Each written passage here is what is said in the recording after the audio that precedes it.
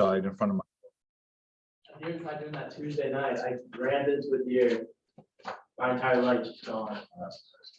All right, so we're going to start with 4 types of elasticity. There they are: demand, supply, cross price, and income. I'm not going to really go over supply because it's the same formula as demand, and all the things are the same as demand. Okay. You really, even though you didn't need, there's a sheet there. Even though you didn't need to know the formulas for yesterday's quiz, you definitely need to know the formulas for Mondays. All right, there's at least 2 or 3 questions where you have to use the formulas. All right, I'm going to go over each one of these like as we go through. If I could turn the slide, I can't. We're done. Okay, inelastic. I think of inelastic, insensitive to price change. So that means if price increases, quantity demand falls a little, and obviously if price decreases, quantity demand increases a little.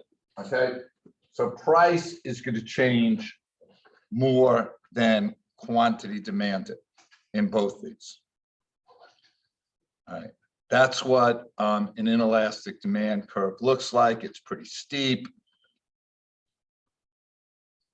And you don't really need to know these examples. No one's going to really ask you what inelastic products are. Okay. Just think like for the shape of the curve, inelastic, kind of like an eye for an inelastic. Okay. All right. Characteristics. Few substitutes. All right. If I can't find like a substitute for insulin, then I have to buy insulin if price goes up, which is also like a necessity.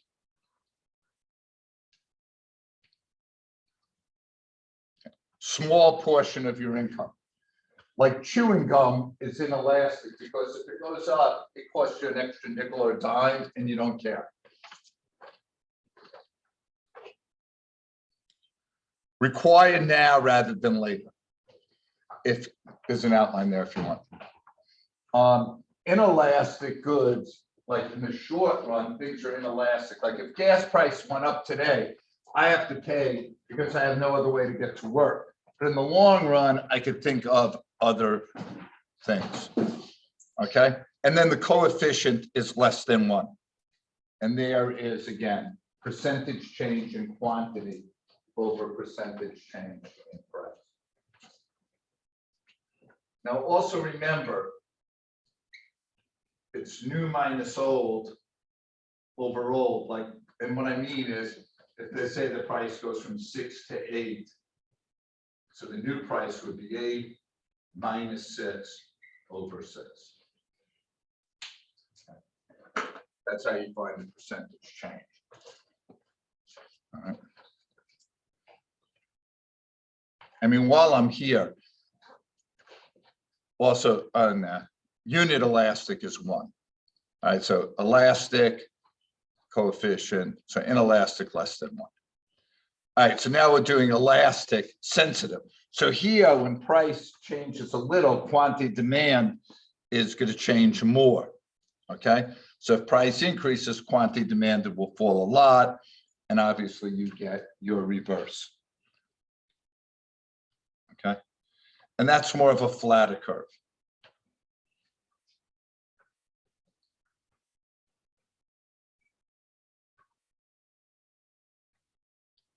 And there's some of your examples.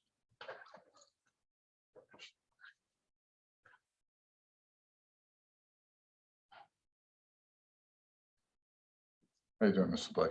I just teach them in class. That way they don't have to come to all this crap. So you're much better than me. I can't. I've never said anything different. That's not true. But I do need to catch up with you about some stuff. Were you hitting golf balls that day or no? Yeah, me and you will not find them. Well, I'll we go. have to find, maybe we'll take a kid with us or something. Okay, I'll go. Okay. All right. So we got anywhere, it doesn't matter? Yeah. Okay. Okay. All right, many substitutes.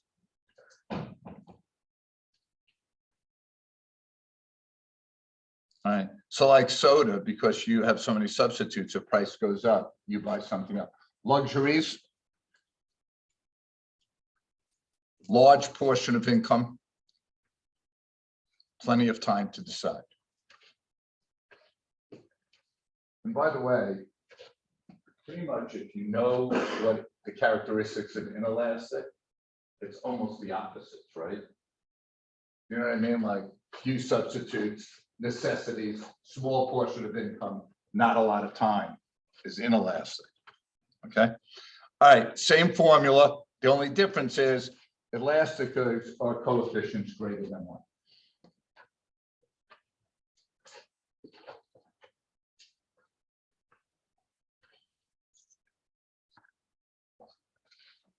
All right, now there's definitely a question on this on the test. So you could just like here, question on test. Yes. Can you go back for? Yeah, I can.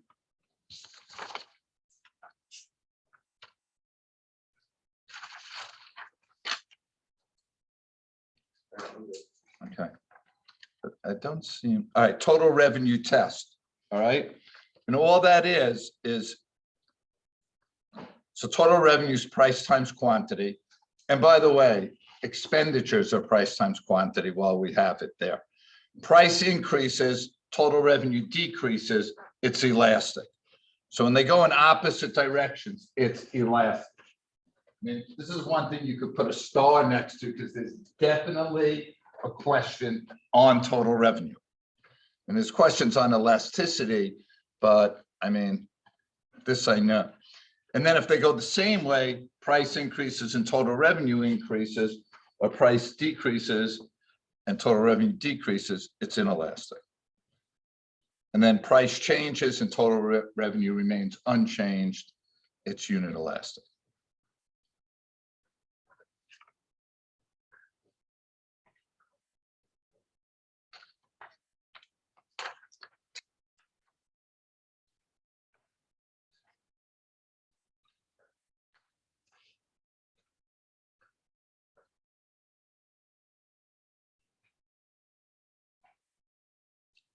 We good on this? Okay. All right, cross price elasticity. All right, cross price elasticity shows how that. Again, you're definitely going to need to know the formula here. All right, the big thing is substitutes and complements. That's all it could determine. It doesn't tell you if it's inelastic or elastic. It doesn't tell you if it's a normal good or an inferior good. Percentage change in quantity of product B over percentage change in price of product A. Positive is going to be a substitute. Negative is going to be a complement.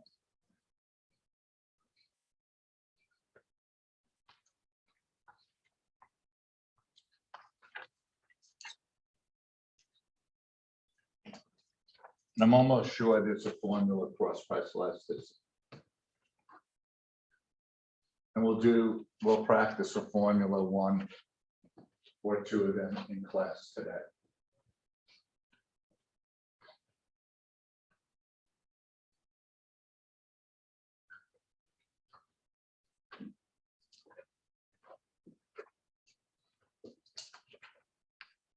Okay, you guys good?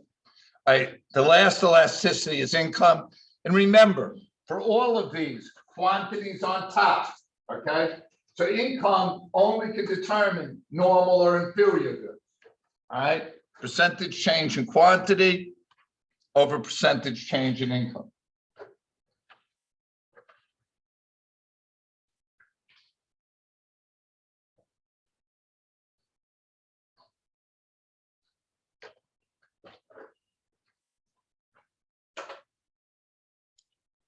Okay. Negative good, inferior, positive good, normal.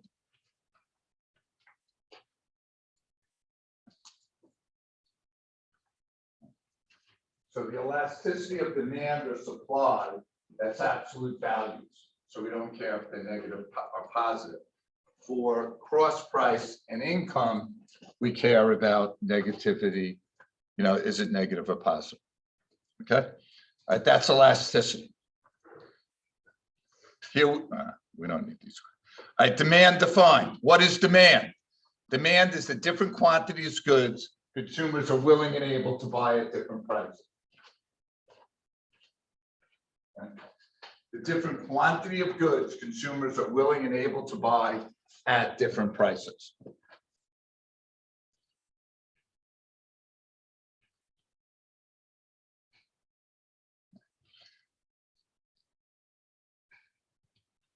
Okay. The law of demand, definitely two questions on the law of demand. One is going to test do you understand the inverse relationship between price and quantity demand. So it could be example like the price of Coke went up, 30 cents, and quantity demand it went down by 10,000. What is this an example of? That's an example of the law of demand, that there's an inverse relationship between price and quantity demand. So there's always there'll be a question like that. So I'd asterisk that, so you get that. So it's like two questions you get right. All right, now, why does the law of demand occur? There'll be a question like that too. So you need to know these three. All right, the substitution effect, the income effect, and the law of diminishing marginal utility. And I'll talk about all three of these, okay?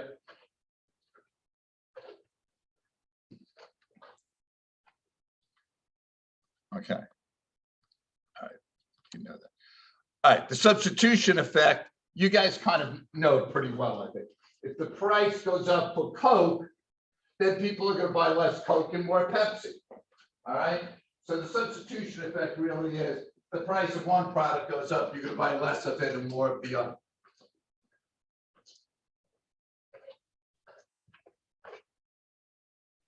The second is income effect. And the income effect is deceiving because it has nothing to do with income. It's about purchasing power. Okay. So here they're saying if the price goes down for a product, the purchasing power increases. So if the price of Coke goes down, where I once could only buy 2 cans of Coke, now I can buy 3 cans with the same amount of money. Okay.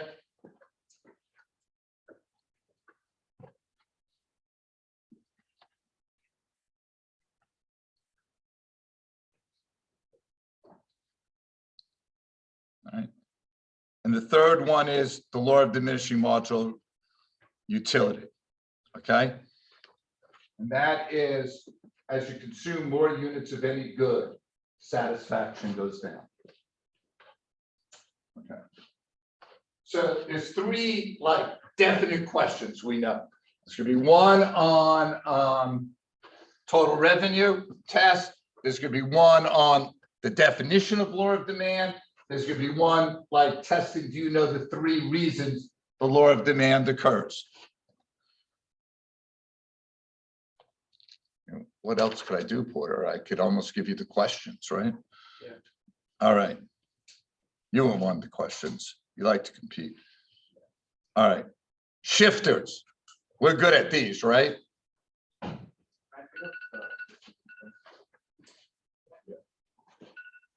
they're over there. No, right here. Take one. Why don't you take one for Kikio and Dave, and then on the bottom there's, take your sheet there, okay? All right. What causes a shift in demand? There's 5. So you don't need this, do you? Nope. You know timer, right? Nope. All right, taste and preferences. Income. Market size. Expectations, related goods, substitutes, and complements. All right. Related goods, that's one that gets guys. Okay.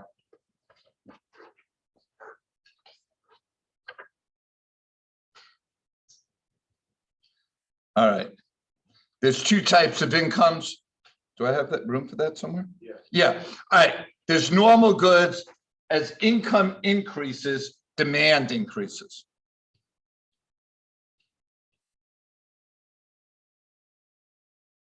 Okay, and as income falls, demand falls. Here's what I'm going to tell you. Just realize that all normal inferior goods, they deal with income. So sometimes they're going to say hamburgers is a normal good and the price of hamburgers go down. What effect does that have on hot dogs, a substitute? All right. The fact that it's a normal good doesn't matter. Sometimes they just throw that in there to confuse you. Inferior goods, okay. As income increases, demand falls.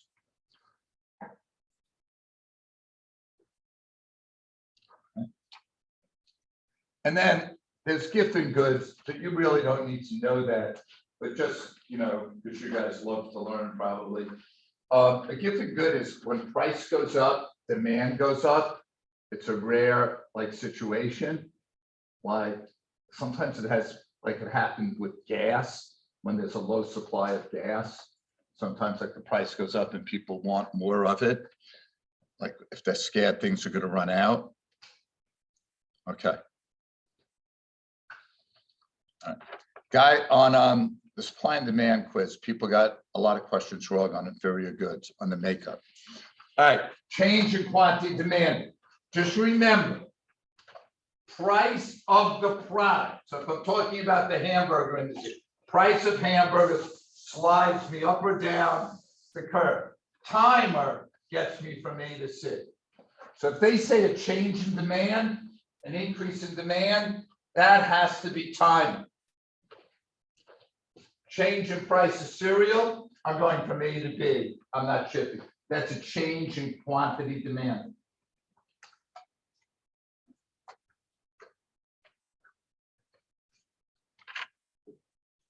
Okay. We're in supply, right? What the heck am I doing here? All right. Resource prices and availabilities of input. So the RATNet, anything that helps make something is a resource price. So if they're going to tell you like equipment to make a hamburger, that's a resource price. Seeds to plant corn, that's a resource. All right. Alternative production. I can either make wheat or corn. I'm going to make the one I can make the most money on. Technology. All right, Mike, I'm in a charitable mood. There's going to be definitely a supply shift with technology. That's 4 questions. You woke up early, you deserve it. Number of sellers. Expectations. Remember, expectations are about future profit. All right. All right. And then for 6 and 7, if there's something about a subsidy right now, I could tell you supply shifting right. Why? Because the government is giving that business money to produce more. So therefore, if they're going to get extra money, they're going to produce more. All right. And then taxes.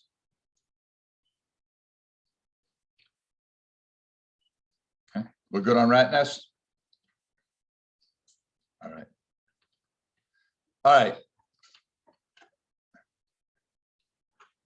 Just remember, like the consumer surplus, it's what you're willing to pay minus what you pay.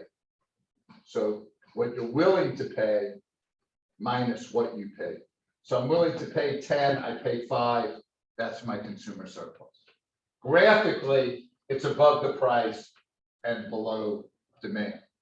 Producer surplus, what I sold it for, like $5, and what I was willing to minus what I was willing to sell it for, $2. Producer surplus, below the price, above supply. Okay, I know the definitions and how to. You're not going to have to graph it, but they could show you a graph like this and ask you to find consumer surplus, which would be half base times height. Can you go over producer surplus, like willing, or like willing? Yeah, what you sold it for minus what you're willing to sell. Okay.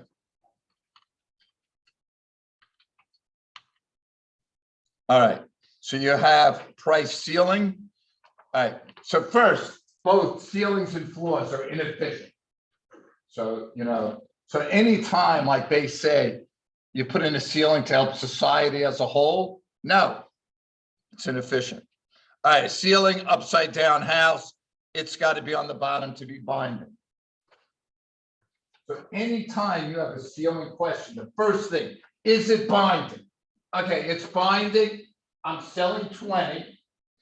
Okay, I'm supplying 20. I'm demanding 50. All right, that means I have a shortage of 30, and I'm only selling 20 because you only can sell how much you have. If it's above and it's non-binding, we just use the equilibrium. Okay. Yes, sir. You said, so like, I get that they're like efficient, but. also, Inefficient. Inefficient, but so it's like not good for the economy. but No. they It's do it. not good for society as a whole. So it's not good for everyone. It's good for some people. But like they do it with like good intentions, right? Yes, Yeah, okay. to get elected, if that's your good intent. No, sorry for my cynical political beliefs. When if it's above the equilibrium, you just ignore it. You ignore it and you could almost like erase it. Okay. All right.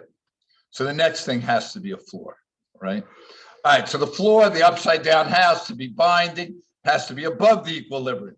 Okay. All right. Again, here, I'm only selling 20. Why? Even though I got 40 barrels of corn, people only want 20. All right. It's above, I got a surplus.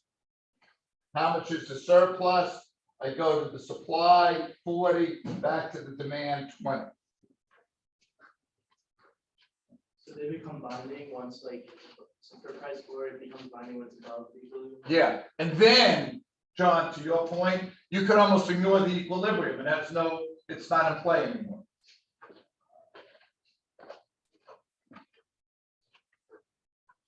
Okay, now I'm just going to show you, I think, one of them with consumer and producer surplus.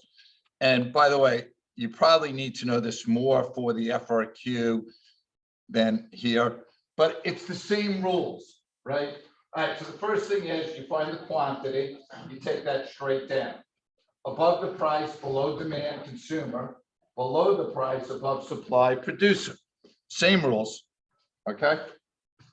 And that triangle in there.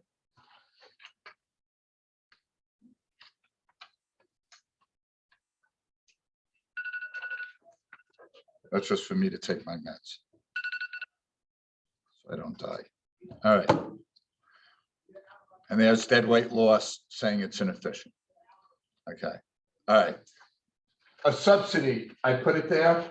All that is a rightward shift of supply. So I didn't put that up there. I just want to show you the excise tax as kind of the last thing. Okay, that is a leftward supply. Taxes. Excise tax, leftward supply. Here's one of the keys. You go from the new equilibrium or any line that's between the two supply curves, that tells you the tax. This is a place kids screw up. All right. So 4 minus 2, the tax is $2. Now, if I want to find how much the consumer is paying the tax, I go from the old equilibrium 3 to the new, that's $1. If the tax is 2, the consumers are paying 1, I'm paying 1. All right. This box is tax revenue.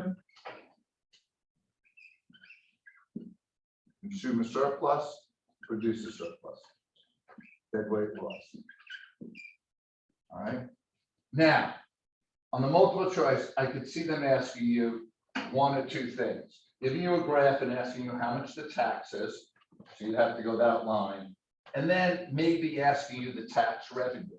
So if the tax is $2 times the 80 units, it's 160. Yeah, it's supposed to like producer tax revenue. I don't think on the multiple choice. I think they could ask you to graph this on the FRQ. Any other questions? All right, we're going to do some practice today in class. There is like 80 multiple choice questions. If I'm available all of Monday and this weekend, if you want to set up a Zoom. Huh? Yeah, but I mean, it's 7th period. I'm available before that. Yes, it is. Okay.